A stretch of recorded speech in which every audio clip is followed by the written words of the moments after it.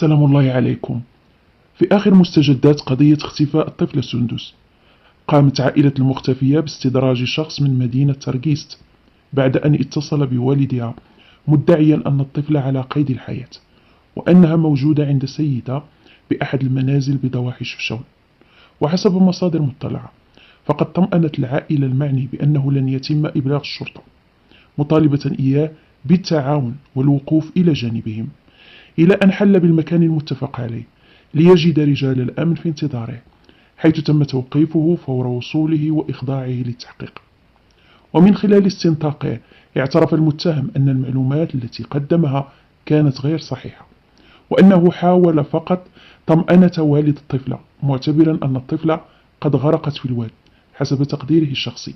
هذا التصرف استوجب وضع المعني بالأمر تحت تدابير الحراسة النظرية وفق تعليمات مباشرة من وكيل الملك، في انتظار مواصلة التحقيق معه لمعرفة دوافعه الحقيقية ومدى تورطه في محاولة التلاعب بالعائلة والسلطات. وتواصل المصالح الأمنية وساكنة شفشاون عملية البحث عن الطفلة البريئة سندس لليوم السابع على التوالي، وسط تعبئة ميدانية واسعة، في انتظار الوصول إلى أي معلومة قد تحدد مصيرها وتكشف الغموض المحيط باختفائها. العائلة ديالها أحمد تبت راسك لا مشاهدة لا أحمد لا تم العثور على أحد الأحذية التي كانت ترتديها الطفلة. تأكد بأن هذه معهم في العائلة ديالها أكدوا صافي ما زيد أكدوا منها.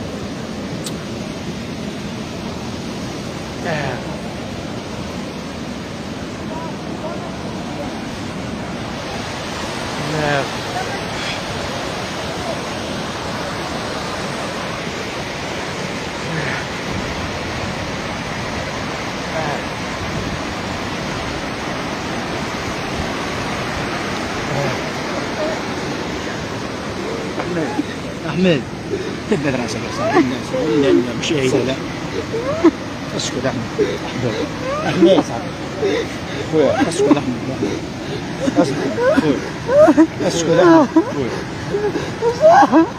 أحمد لا الناس اسكت أحمد سكتوا أحمد.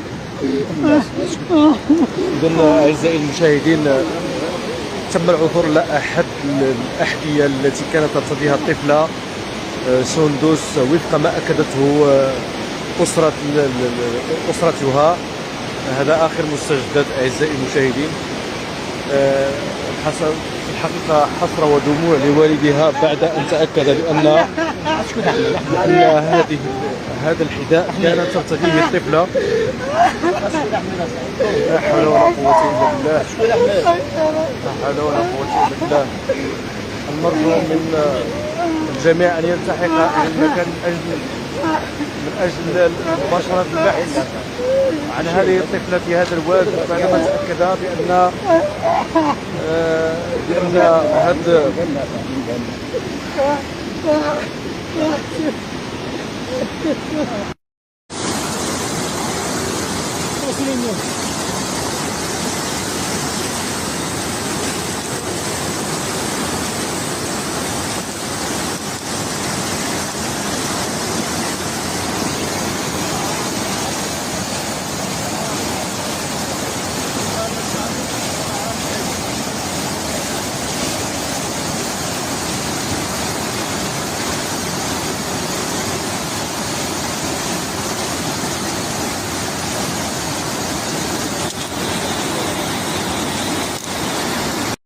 معهم في التفتيش. السلطات تقوم بتنسيق الهواد.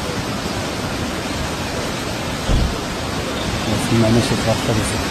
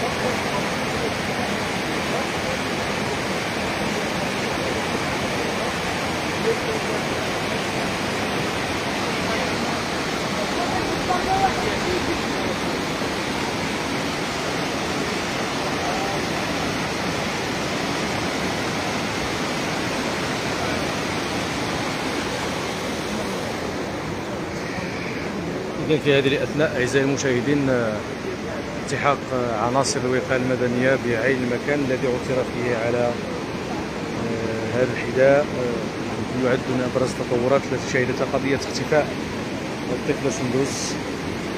اليوم تواجد أمني غير مسبوق أيضا على غرار 6 أيام الماضية التي عاش فيها المغاربة وساكنة شفشاون. يتواجد معنا اليوم حضور قائد إقليمي للوقاية المدنية وعناصره من أجل مباشرة البحث عن هذا الحذاء الذي شكل إحدى أهم التطورات المستجدة في القضية.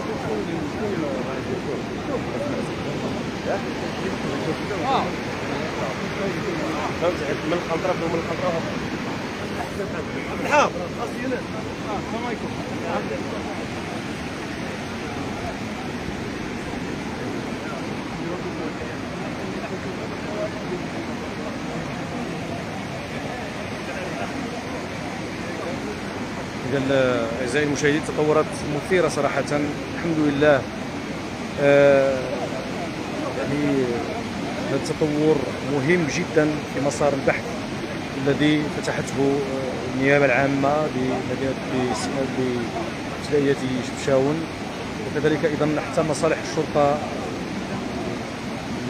التابعة للمنطقة الإقليمية الآن بمختلف أجهزتها، الشرطة القضائية، الشرطة السينوتقنية، الكلاب المدربة، كل مختلف الأجهزة الأمنية تحركت من أجل كشف خيوط هذه القضية. العثور على الحذاء بعدما شاهده يعني والد الطفل الذي كان بجانب المتطوعين دخل صراحة في صدمة وبكاء هستيري. الحقيقة شخصيا عشنا هذا الحدث، ولكن تألمنا كثيرا من هذا المستجد، خاصة وأن الحذاء لما يعثر على الحذاء في ظل الظروف التي مر بها المغاربة أو مرت منها ساكنة إقليم شفشاون عقب اختفاء الطفلة سندس من منزلها في ظروف إلى حدود الآن ما تزال غامضة في الحقيقة. ما عدا هذا المستجد اليوم الحقيقة أن الرأي العام سيشهد ربما معطيات جديدة بخصوص هذه القضية، ونأمل يعني كساكنة ونأمل كمتتبعين الشأن الإقليمي وغير الشأن المرتبط بهذه القضية أن يعثروا على سندس التي ألمت المغاربة وألمتنا جميعا.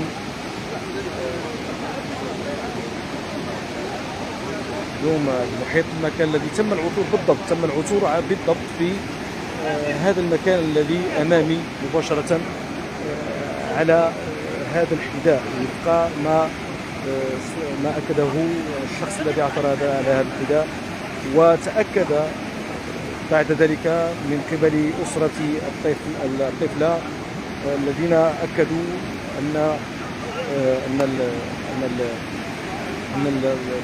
الحذاء الذي تم العثور عليه ويعود لابنتهم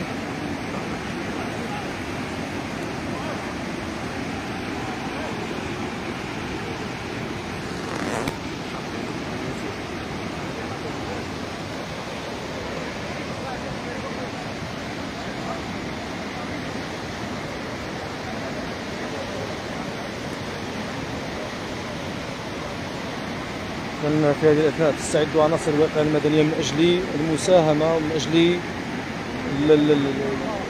الدخول إلى مجرى الواد من أجل وضع تمشيط دقيق هذه المرة، يعني أن ينسحب المتطوعون مشكورين على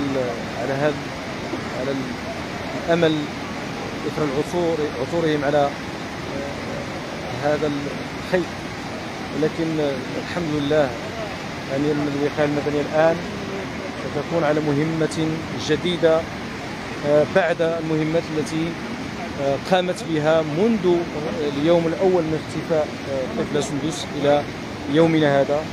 الآن عناصر الوقاية المدنية والمتطوعين سيباشرون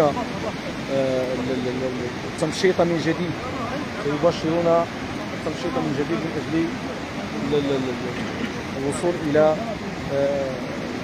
أشياء أخرى ومعطيات أخرى